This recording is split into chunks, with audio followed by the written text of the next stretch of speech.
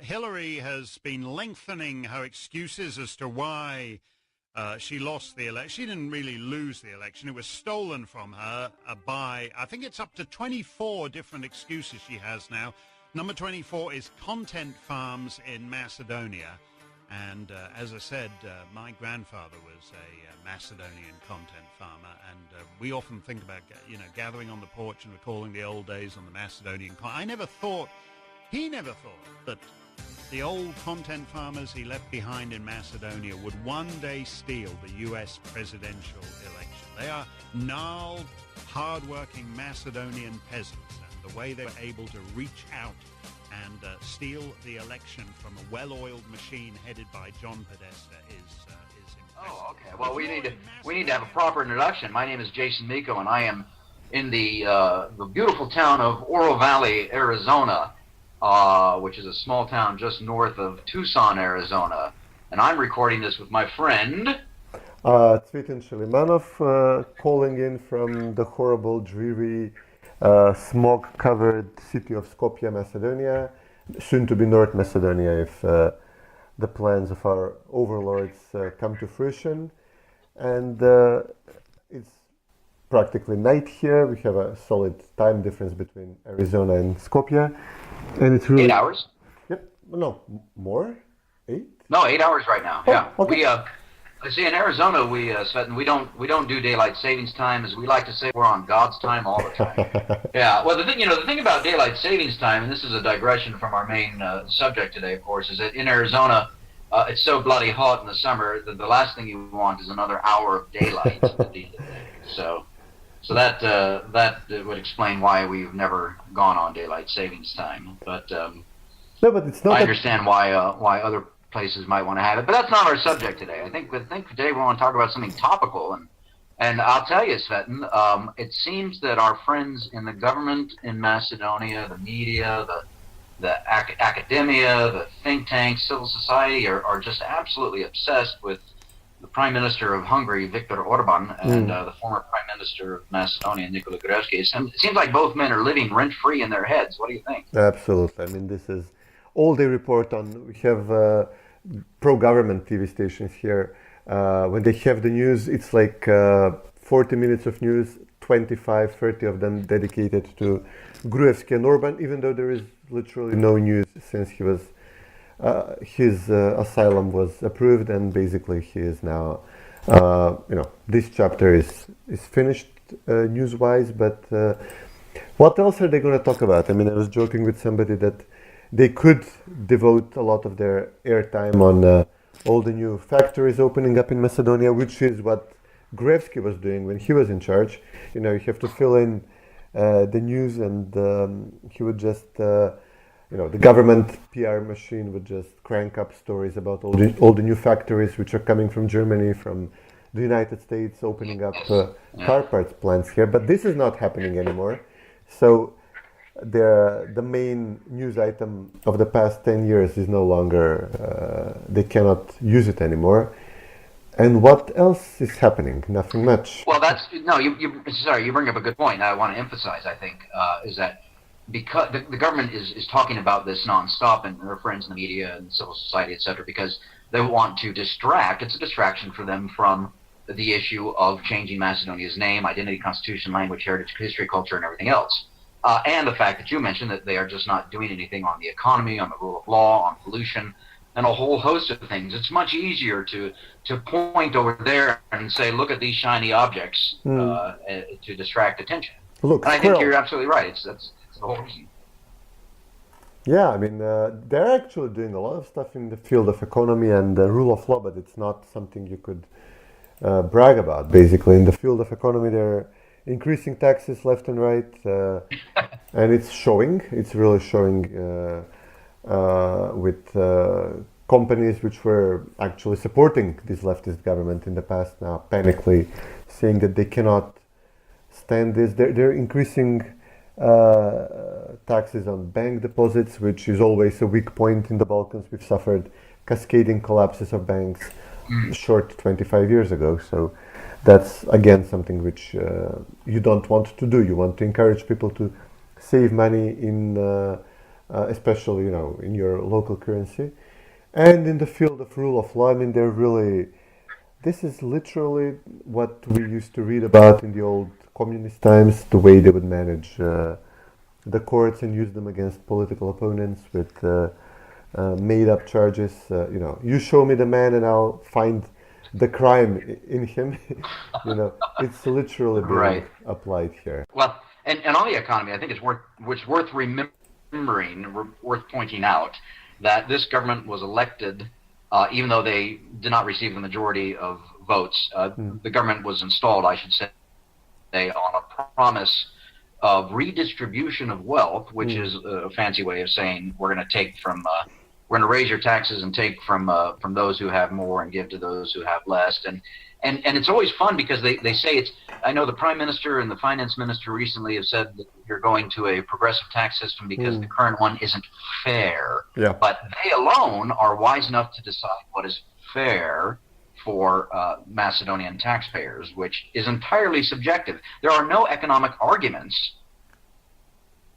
No, we're coming back to what Barack Obama said way back when he was asked, even if you have evidence that the flat tax brings more revenue to the state budget and generates more economic growth because obviously people have more money to invest and spend, would you still support progressive taxation? And he said yes, because it's fair. And in our case, it's not even hypothetical. After Gruevski introduced flat tax in 2006, we actually saw more economic growth, but at the same time, we saw a lot more money pouring into the coffers of the state budget because people who would simply avoid paying their income tax in the past were now reporting all their income to the last, to the actual accurate extent of their earnings, because it's really not worth their while to hide any of the income, to do creative bookkeeping they would normally do when taxes are high, because taxes were so low and flat. Now you're introducing Yeah, no, I got a real life example, and I remember in 2008 or 9, I can't remember what it was, but I was renting an apartment there, and before the flat tax, the guy had said, pay me in cash because he didn't want to report Sure. the taxes. And after that, he said, go ahead and wire it to me. I'm happy to pay the tax, etc. Fortunately, I can't remember who that was, so the authorities can't go after him now. I'm sure they would if they had his name. So yeah, absolutely, as you're pointing out, a real life example of how the flat tax can actually increase the tax revenue that the government takes in. Yeah, it's the Boba Diners rule, because Boba Diners is the husband of Radmila Shekerinska, the defense minister, and he was famously renting a number of apartments which he and Shekerinska own to the Diners Club company in Skopje, which is he's the manager of. And he would basically rent apartments to his own company for an extremely high, far above the market value, it was reported. And they couldn't explain this. And, the idea was, and, this is what we all believe what happened here, was that he wanted to pay himself like a salary which would be fitting of a Diners Club branch manager, like 5, 10,000, 15,000 euros a month, which I imagine they would pay. But you have to pay the high taxes which we have for the healthcare and the retirement fund on the whole amount. But it's still much easier for you to give yourself like a modest salary, 500 euros a month, 700 euros a month, something like that. And then the rest of the money you want to take in the name of salary from your own company, you can just creatively rent out something to your own name, something you already own, like a car or like an apartment, to the company you manage.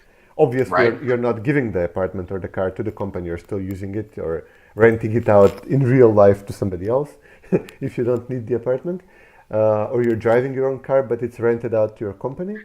But you only pay the flat 10% fee on rent income.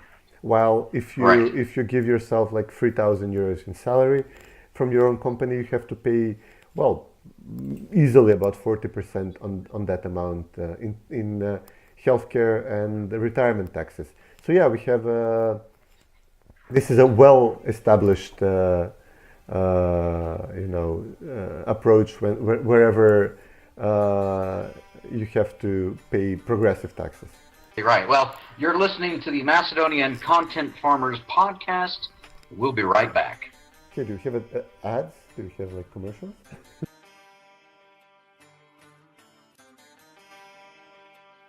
Welcome back to the Macedonian Content Farmers Podcast. We've been talking about the economy and how the current government of Zoran Zaev is trying to distract attention from the economy and from all the problems in Macedonia by focusing on the Prime Minister of Hungary, Viktor Orban, and Nikola Gruevski. And again, that's all a distraction. But Cvetin, I saw one of the news articles today, because I scan the news daily, about what's going on in Macedonia, and especially with our friends in Greece. And I noticed that Cvetin talked about how the Greeks are now demanding, per the Prespa Agreement, that Macedonian school books, history books, school maps, atlases, teaching guides, etc., change. Again, Prespa Agreement, we saw 2 weeks ago how Foreign Minister of Bulgaria handed over 30 pages of remarks on Macedonian school books as it pertains just, I believe, correct me if I'm wrong, to the 6th and 7th grade. But now we have a case where both Greece and Bulgaria, the foreign ministries and other ministries within the two countries, are actively working to change Macedonian school books, history books, textbooks, maps, atlases, teaching guides. And effectively, what this is going to do is it's going to change Macedonian history and the history that the children are being taught. And that's not good for the future of Macedonia. Yeah, we kept seeing this, that the treaties with Greece and Bulgaria, the way they're phrased there, they solve nothing. They actually establish committees which are going to open like 1 million new issues. Like you can imagine how many historic figures are mentioned in the history books, how many maps are used, battles being named. All of this is going to be fiercely debated between the Greeks and the Bulgarians, who often do not see eye to eye on these issues. So we could technically it could happen that a Macedonian historic expert would have to agree to one set of conditions when negotiating with the Bulgarian government, with a Bulgarian government appointed history expert, on what to write in our history books, and then the Greek guy will demand that he writes something else. I mean, actually, if the best approach here would be to have the Greeks and the Bulgarians sit down and agree between themselves first, and then come to us and tell us, this is what we decided your history is going to say and is going to look like, because otherwise we could be going back and forth between Athens and Sofia and Brussels endlessly, debating whether Tsar Samuel was Bulgarian or whether Byzantine Empire Justinian was a Macedonian or a Greek or whatever. Yeah. It's going to be endless. Well, I think perhaps we should contact Michael Palin, John Cleese, and Eric Idle of Monty Python, because this does sound like the making of a Monty Python sketch. Yeah, they're going to say you're overdoing it a little. I don't think they're going to say, for real? Like, you're doing what now? No, we wouldn't. If we made a joke about this, nobody would believe it. They would say we're going overboard. Yeah, well, again, but I think this just points to what we've been talking about all along, that the government is pointing at, frankly, basically non-issues to distract from what's really happening in Macedonia, and especially now with the Prespa Agreement, as Parliament continues to debate the whole 19-page agreement, which if listeners haven't read that, I would urge them to read it once, read it twice, read it thrice, because there's a lot of detail in there that talks about all of the obligations that Macedonia has towards Greece and what Macedonia has to do to change its history, its culture, its heritage, everything.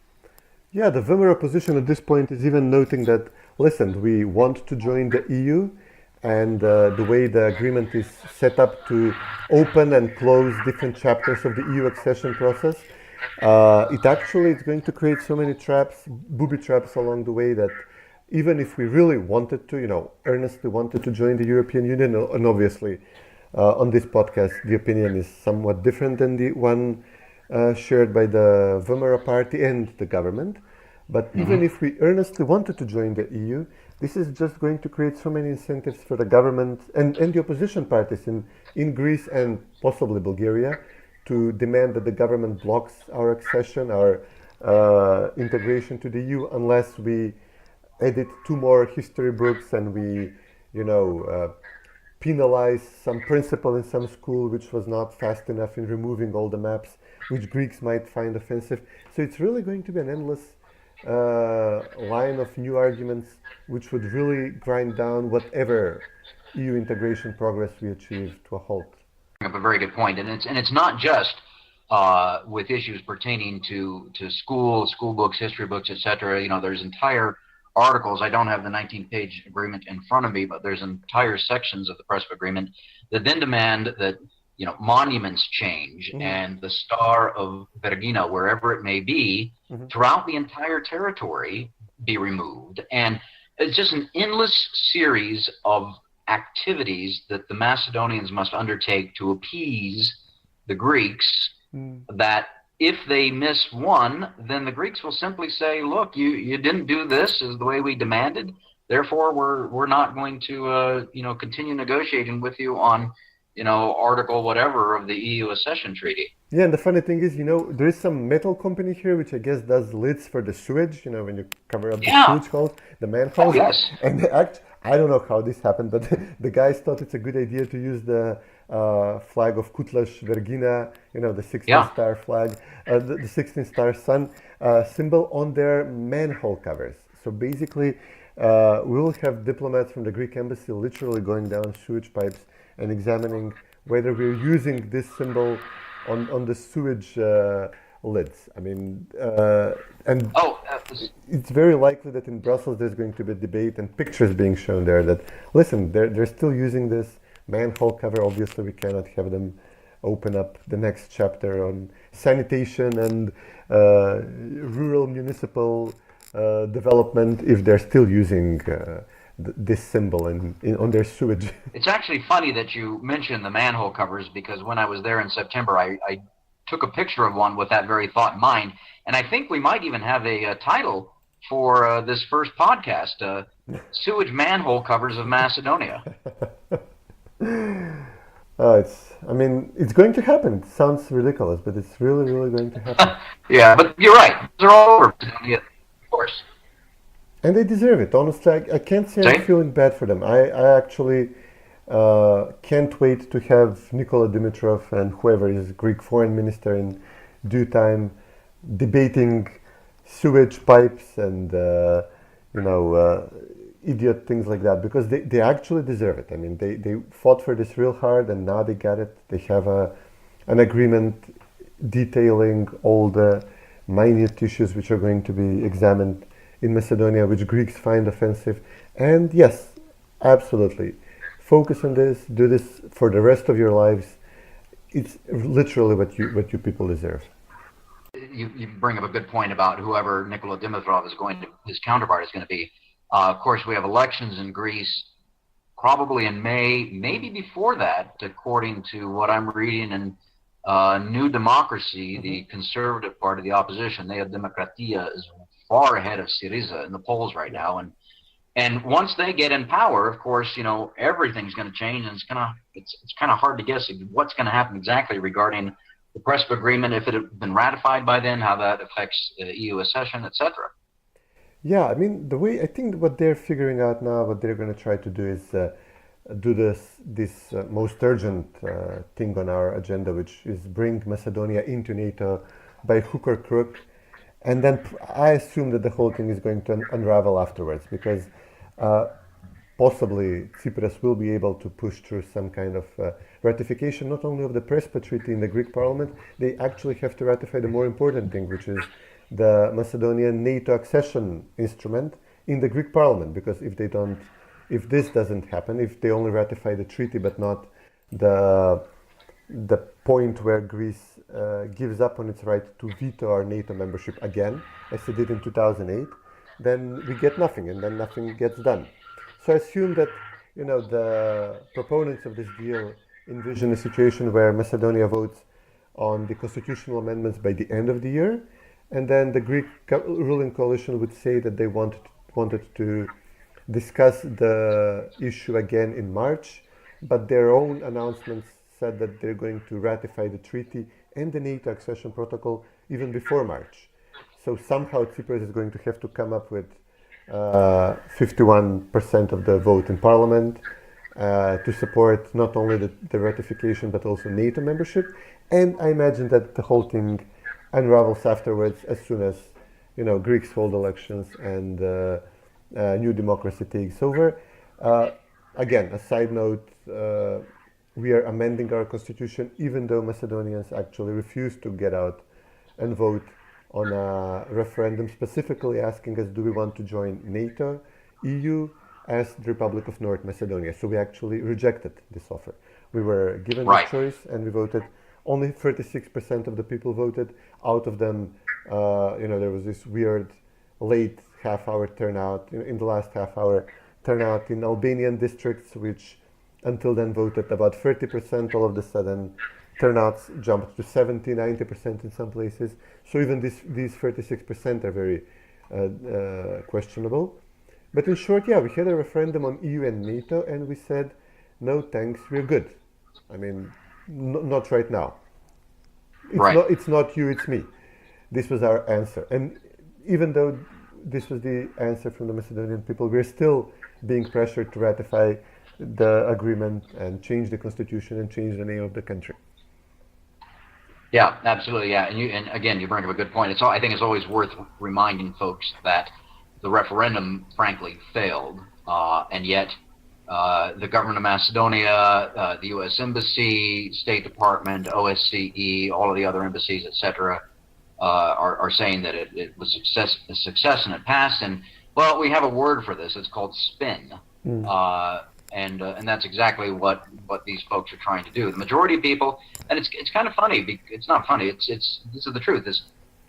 The majority of people in Macedonia do want to join NATO in the EU, but not at any price. Yeah. And I think that's pointing out, not at the price of their dignity, their identity, their name, changes to their constitution being forced on them by another country, the changes we've been talking about to history books, school books, textbooks, the monuments, and everything else. Is where's the dignity in being able to enter institutions that you feel affinity for if you are ground into the literally you are ground into the ground by your neighbors demanding that you make all of these changes. That's just wrong. We have a few choice words for this situation as well here, but I wouldn't repeat them in a family-friendly podcast. But what is most likely to happen is that we have rejected this agreement. It's being implemented by by 8 members of parliament who made up the difference which Zaev lacked to amend the constitution.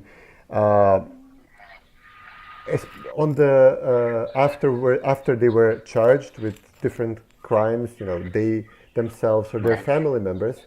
So, Vemero says that they're clearly being blackmailed, and this is the impression which everybody in the country has. It's not going to be signed by the president, that's certain. It's most likely not going to produce United Nations Security Council resolution because Russia obviously, and rightfully at this point, I have to say, jumped in and said, well, listen, this issue is opened by 2 Security Council resolutions, and yet we have a situation where this country the public voted against an outcome. So obviously they want to be the spoiler in this situation, but they have a very strong argument, very strong case, because the Prespa agreement was rejected at the referendum. So it's not going to be solidified, set in stone, this renaming, because there's not going to be a Security Council resolution in all likelihood. We would have soon-to-be government in Greece which rejects the treaty. Eventually, possibly sooner rather than later, we're going to have a government in Macedonia which also rejects this treaty. So there are many things that can go south in this case, or down the manhole. And what we might get out of this, it would be a gain for Macedonia vis-a-vis Greece if we are able to join NATO, which is a non-reversible decision. If Greeks ratify our NATO membership, they ratify, we join, and that's it. I mean, I cannot foresee a situation where we join NATO conditionally, under a condition that we never again reverse this decision, which we're being forced to do right now. So it would be, in this tug of war between us, it would actually be a win for us if we join NATO while making a very serious concession in amending our constitution, but it's still reversible, and especially given the way it's being come to. We are arriving at this decision. So, yeah, this is another issue which we're going to argue in the future over, not only the history books, but the legitimacy of the ratification process in Macedonia. The Constitutional Court will probably at some point have to decide on whether the referendum, we have a very strong constitutional order that once the referendum passes, the parliament has to adopt the decision of the referendum into law or constitution or whatever. And, so everything we do now could be reversed by a future parliament, by the Constitutional Court. A future government could simply refuse to implement this deal, and they will be very, firmly grounded. There is probably not going to be UN Security Council resolution, which is seen as the foundational stone of this agreement. So yeah, there is a lot of things that we're going to argue about in the future with the Greeks. Yes, absolutely. And I want to emphasize a point that you just made a moment ago about the 8 formerly Lumaro members that voted for it. Frankly, they were just doing, and Zaev was just doing what Johannes Hahn, the EU Commissioner for Enlargement, basically told him to do, which was to solve this. In other words, get that 2/3 in a, quote, Balkan way, unquote, or Balkan manner. And so, I think Johannes Hahn should be proud of Zoran Zaev for using, quote, Balkan tactics in achieving what he was. But, of course, if Johannes Hahn is asking him to use Balkan tactics in that, Balkan tactics can be used in a different way as well that Johannes Hahn doesn't necessarily like. Oh, no, it's going great. I mean, obviously, spoiler alert on this podcast, we're not great fans of the European Union. And we are literally today discussing a situation where Germany is apparently, what Angela Merkel failed to do when she came to Skopje to try to force us to vote in the referendum. She was very domineering, she was very in your face, but she never mentioned any financial aid. She didn't mention any money. This was a huge mistake on her part. Yes. So now Zaev is trying to, media close to Zaev, they're coming up with stories that, Germany is announcing sending some kind of experts to run the government essentially, and German banks are going to give a lot of money for infrastructure, etc. And the European Union is also doing something similar. But listen, if you have already given the green light to use Balkan tactics in securing 80 votes in parliament, you should be prepared that these Balkan tactics are going to be used when we have to spend the money you give us, or when we have to pay them back as well. Can you imagine the corruption that's going to take place when you have a prime minister who was twice charged, once pardoned, for this very low level of municipal crime and corruption which happens in a city with public works, construction and stuff like that? When you give him money for highways and railways, can you imagine what's going to happen with these money which Germany and the European Union say they will give? We still haven't seen any of it. It's going to be incredible. Yeah, good point.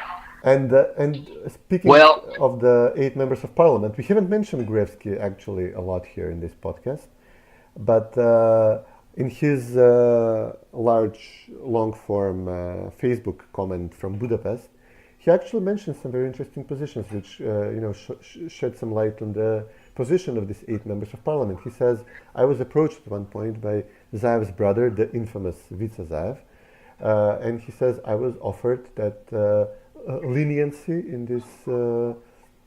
these 5, 6, who's counting at this point, criminal cases against me if I vote in favor. Now, obviously, Gruevski did not take this offer because he voted against. He didn't encourage any of his supporters to vote in the referendum to help Zaev make up the lack in turnout. And none of these things happened, and obviously he eventually had to flee the country and seek asylum in Hungary. But these members of parliament who voted, 3 of them were literally driven to parliament from house arrest, from detention. And the judge allowed them to be released from house detention in the cases of 2 of them the day before the vote. And obviously one of the members of parliament was holding out, and in his case he was released by the judge merely hours before the vote. So this was complete overt Balkan style, as Johannes Hahn would say, coordination between the government and the judiciary. That the moment that these members of parliament, it was estimated that they broke and they relented to the pressure they were exposed to, then they were released and said, okay, you're now free to go wherever you want to, provided that first you go to the parliament and vote. And the amount of perversion of rule of law and anti-corruption rules and democracy and parliamentary rules, which we will be bringing to the European Union if we ever join, and which we got the European Union to endorse in our case, it's actually, I'm actually glad that this is the way this is shaping up, because right now in the minds of Macedonians, the tactics and the approach of the European Union is about as dirty as those manhole covers which we discussed.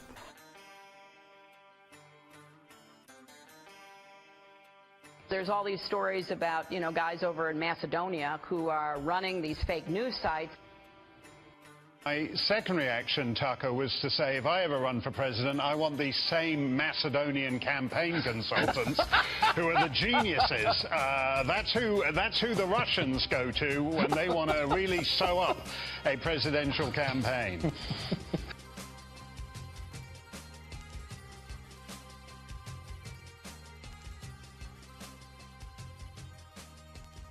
Welcome back to the Macedonian Content Farmers Podcast. I'm Jason Miko. Cvetin, I kind of want to end this first podcast, and as Jonah Goldberg likes to say on his podcast, The Remnant, he likes to keep it kind of weird, and I think we've done that. But I want to end with kind of something to take away for the listeners can take away, and I want to leave 2 things out there. One is a current book I'm reading. I tend to read about 10 to 15 actual books a year. I don't do Kindle, don't do e-readers, things like that. I actually read physical books. Yep. And this one was actually mentioned by John in one of his podcasts. It's by Joshua Moravchik, and it's Heaven on Earth, The Rise and Fall of Socialism. It's excellent. It's an actual history of socialism. And I've just started, I'm maybe 60 pages into it.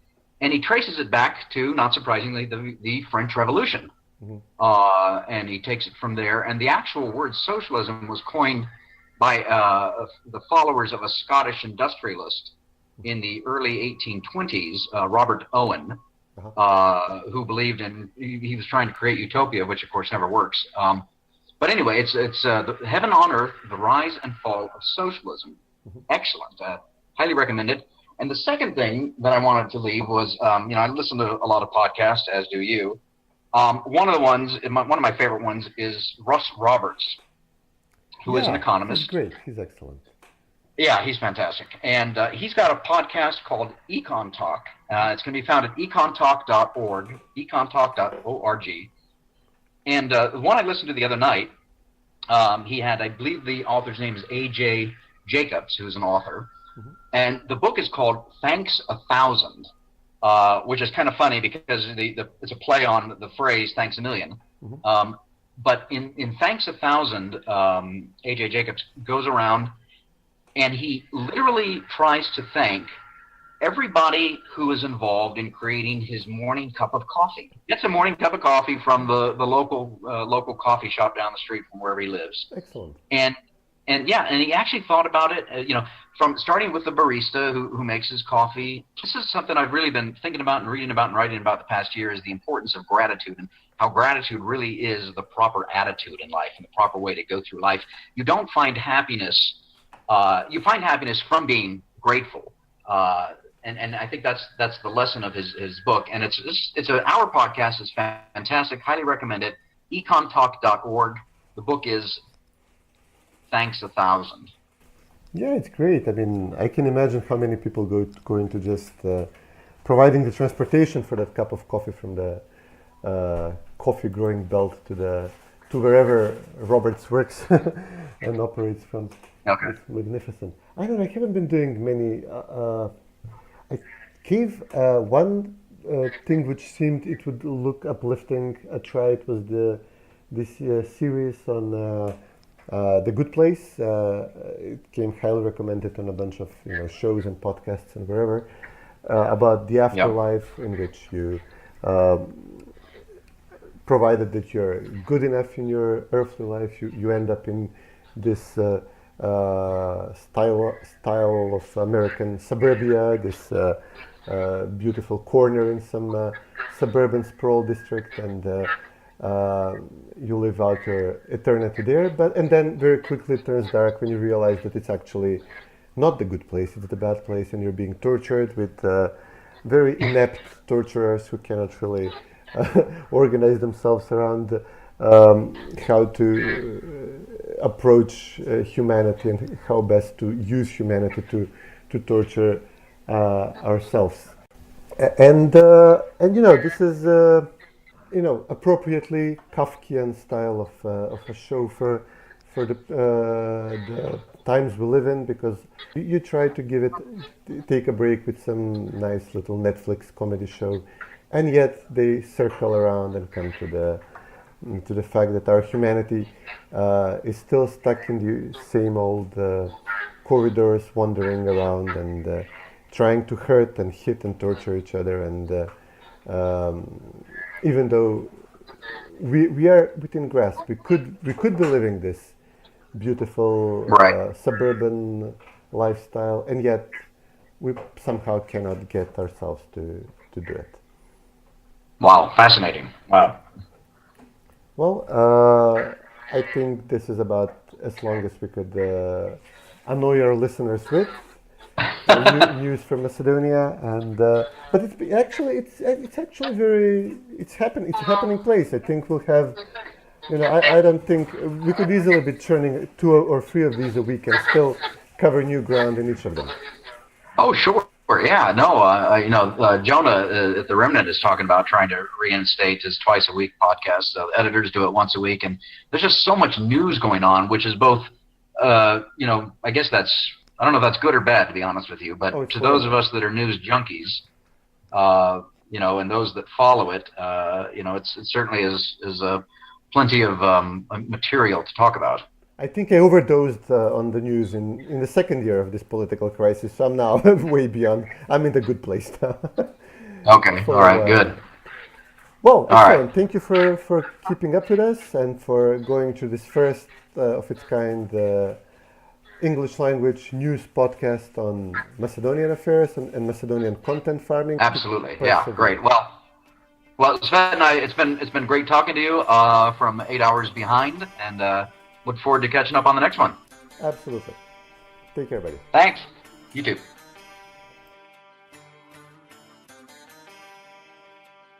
Mark Steyn, you are single-handedly making me pro-immigration, at least in your case. Thank you for joining us tonight. More Macedonian immigrants, Tucker. That's what we need. They're already here. Oh! Thanks, Mark.